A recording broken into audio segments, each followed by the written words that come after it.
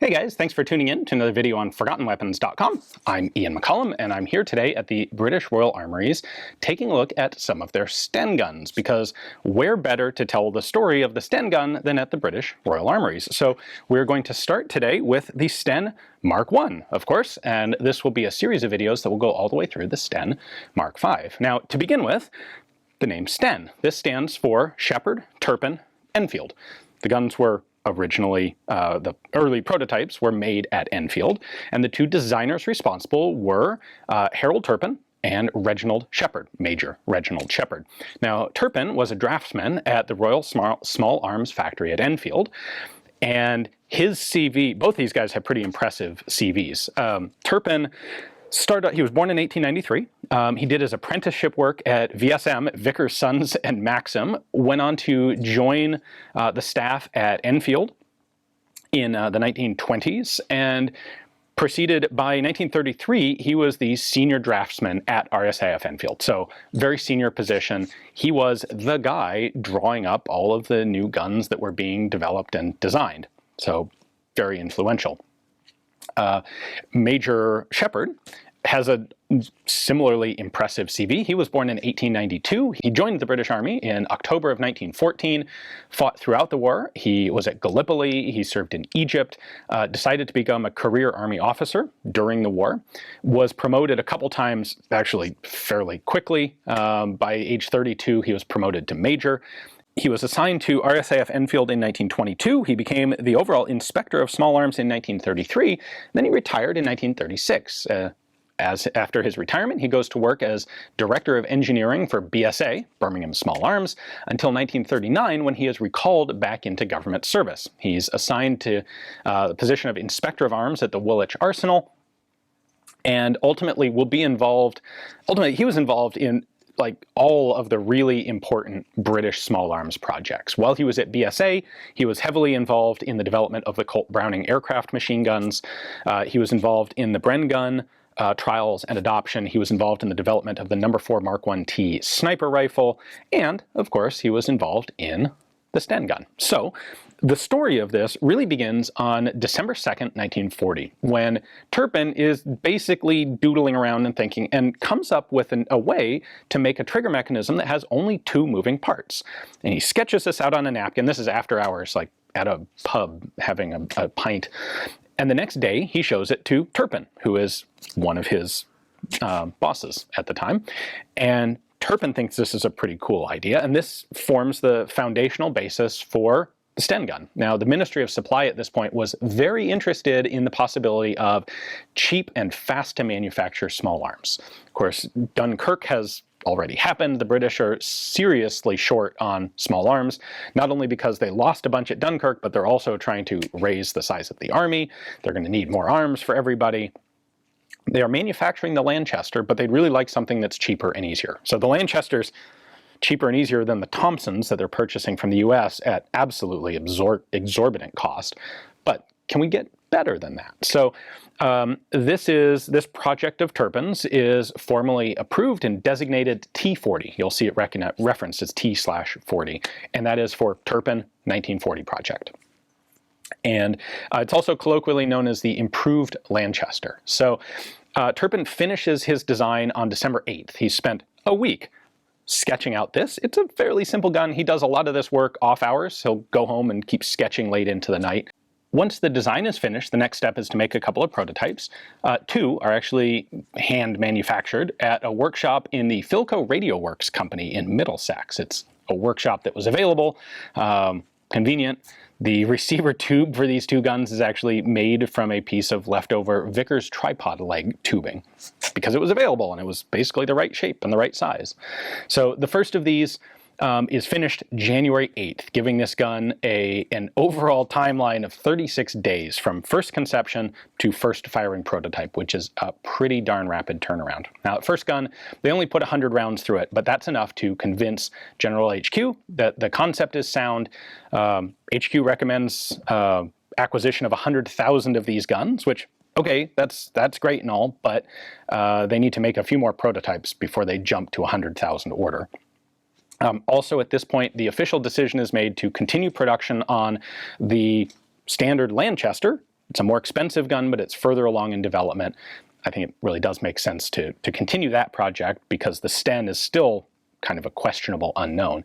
But they'll continue the Lanchester, and they'll also continue what they call here the improved Lanchester design. So the project at this point transfers over to RSAF Enfield, where, of course, Shepherd is heavily involved again, and they make 46 prototypes. And one of those is put through a significant endurance trial in March of 1941.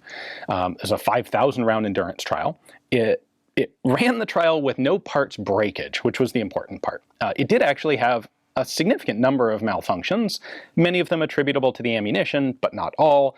But this wasn't a search for the most perfectly reliable submachine gun ever. This was a search for a gun that's cheap and quick to make and will work.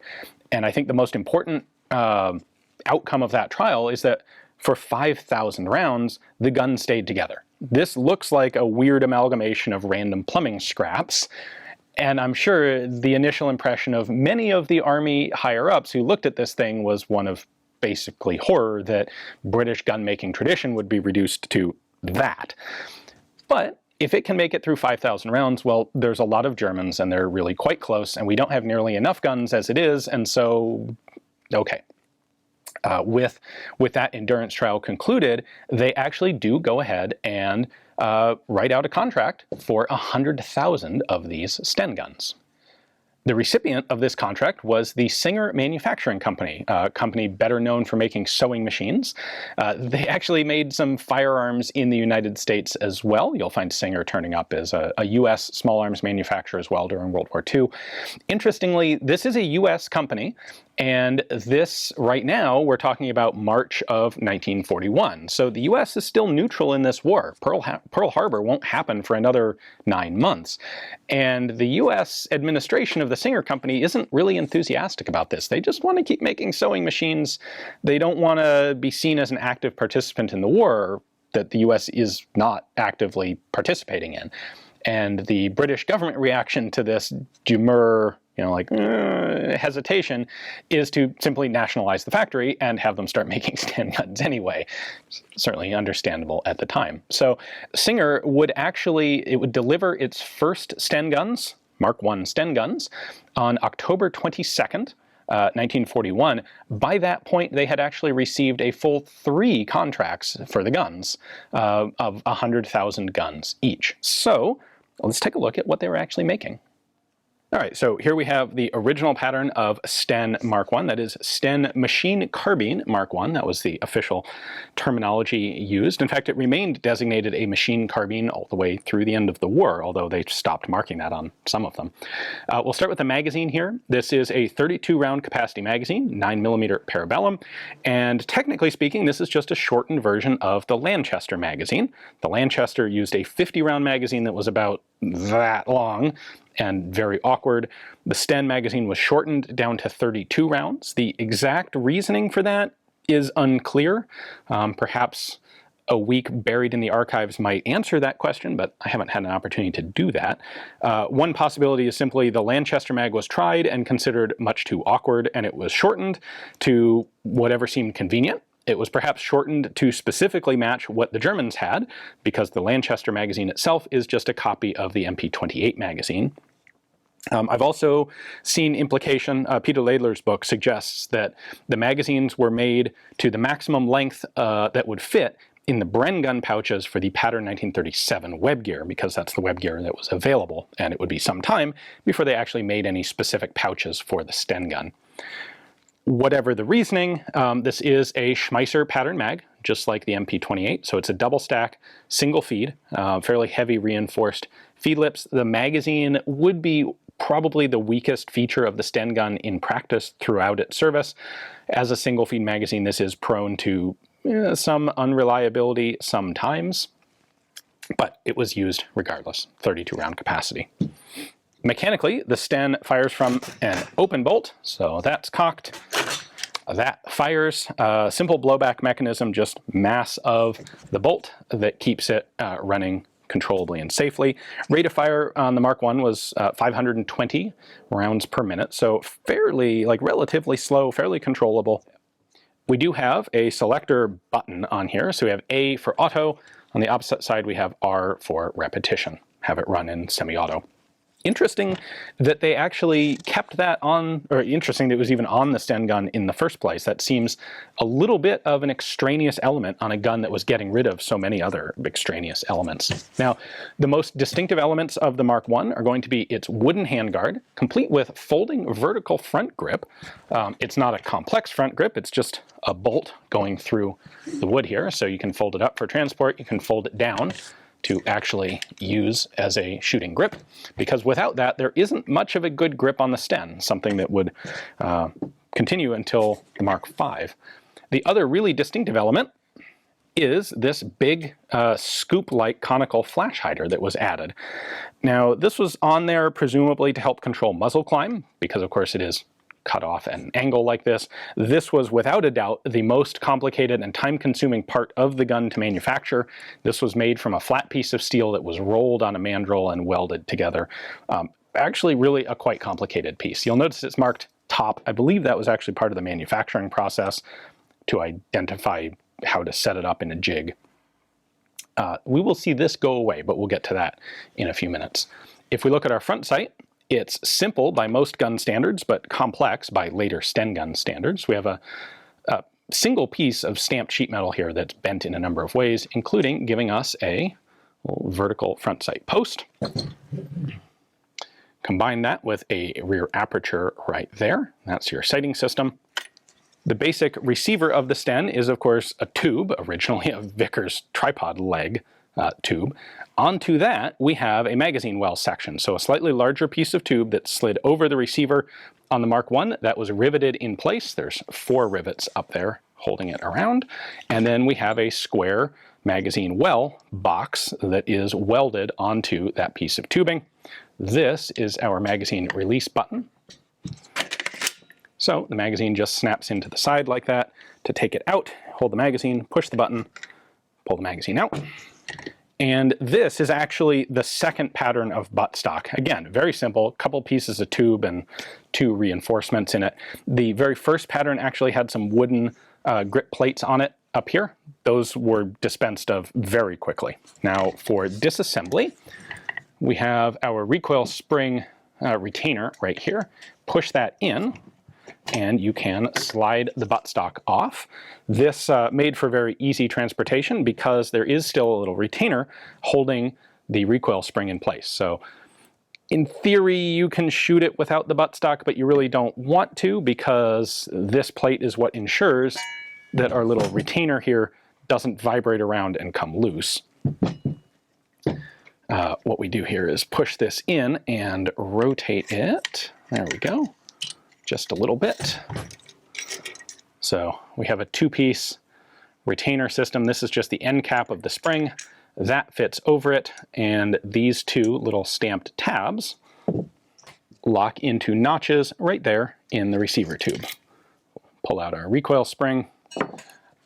Sorry, I forgot to mention earlier, the only safety on here is the safety position, the safety notch in the receiver. So you can actually rotate the bolt handle down, lock it in this position. That prevents the bolt from going anywhere. So that's the safe position. It's also what we're going to use. Put the bolt here, and we can pull out the very simple charging handle. And then we can pull out the almost equally simple bolt. Just basic plain blowback. It's going to pick up a cartridge right here. There's your extractor.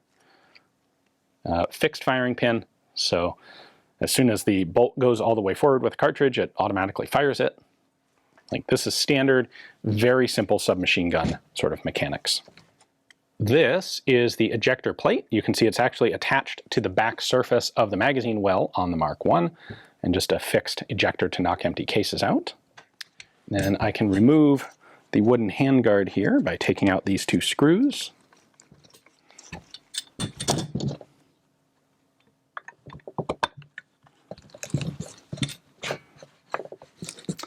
And there we go. That comes off nicely. It's just a big solid hunk of wood with 1 hole drilled through it there for this vertical front grip. Tighten that down to put tension on the front grip handle. This is your actual trigger mechanism housing. here. So we have a disconnector right there, a sear, and a trigger. So if you didn't need it to go in full auto, you wouldn't need the disconnector, but that was a feature that remained on the Sten guns throughout their entire service life. Again, kind of surprising. The way the selector switch works, incidentally, is in full auto, the disconnector is shoved off to the side of its opening there, where it doesn't actually engage with the bolt. When I put it in semi-auto, it's pushed into the middle of its opening where the bolt does hit it and causes it to trip after each shot, thus relocking the bolt, requiring a new trigger pull to fire. There is one more element of disassembly. So you can see the barrel sitting in the trunnion there. The trunnion is fixed to the receiver and this magazine well assembly. However, we can still remove the barrel out the front. So if I take these two screws here, and I take those out, I can then just slide off the muzzle device. Notice there are these two hemispherical cuts which line up with those two screw holes to keep the flash hider properly aligned, and then the barrel just slides out the front. So that is your Sten Mk I barrel, just a little cut here to sit into the trunnion, little cut here that this flash hider assembly is going to nest over. That locks it in place. Head spacing is done, well, to the extent that head spacing is seen as necessary. One presumes it's done by fitting the fitting of the flash hider into the front of the receiver assembly there. There you are. There is a Mk I Sten gun, fully field stripped. Now, before the contracts for the Mk I were even completed, the gun was already being simplified. And the second variation, which we have an example of here, is the Mk I Star. So classic British military designations. It's still a Mk I, it's still fundamentally the same gun, but we're going to add an asterisk indicating that it is a modified variation of the gun. And they made a number of modifications here to significantly reduce the cost and time of manufacture. So let's go ahead and take a closer look at that as well. The Mk I Star is where we really get, I think, the aesthetic of the iconic Sten gun, because there are really only two changes between this and the original Mk Is, but they're distinctive. The flash hider goes and the wood goes. The barrel assembly mechanism is still the same. We still have the same two screws, but they stopped putting on that flash hider. It turns out, or recoil compensator, depending on how you look at it. There's some discussion as to what the actual purpose of that cone was. What isn't really of any debate is the fact that it was unnecessary. The flash didn't really matter. There wasn't any real amount of muzzle climb that needed to be controlled by a device like that. And it was, as I said, the most complicated and time-consuming and difficult part of the entire manufacturing process. So they just stopped putting it on, lop it off there. A lot of existing Mk Is were retrofitted to Mk I Star status after the fact. So you will sometimes find these with the remnants of conical flash hiders that were literally just sawed off. The other major change was to replace that wooden handguard and vertical front grip with a just very simple metal pressed shell. So we still have it attached by two screws, but the trigger housing underneath is identical, and we're just replacing a more complicated to source wooden component with a very simple stamped sheet metal one. Other than that, all of these elements remain the same. We have all the same original internals. We still have this early pattern of buttstock. I should also, by the way, I should point out, none of these guns were ever proofed. The Sten gun, contrary to like all British gun-making tradition, was not proofed. So you won't ever find proof marks on these. Ultimately, of course, the Sten would be made in the millions. The Sten Mk I was a very successful proof of concept. This gun would become iconic with British armed forces in the Second World War, would actually serve well after the Second World War as well. We'll get into that in the later episodes in this series. But for the Mk I itself, Mk I and the Mk I Star, total production was 300,149. There were 3 contracts for 100,000 guns each. These were all made by the Singer Company, and all of the components were made in-house by Singer, the exception of barrels and springs, which were provided from outside.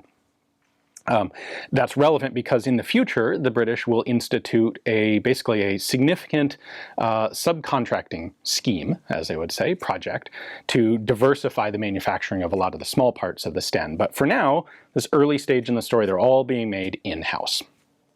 So it's unclear exactly when they transitioned, unclear to me, exactly when they transitioned to the Mark I star.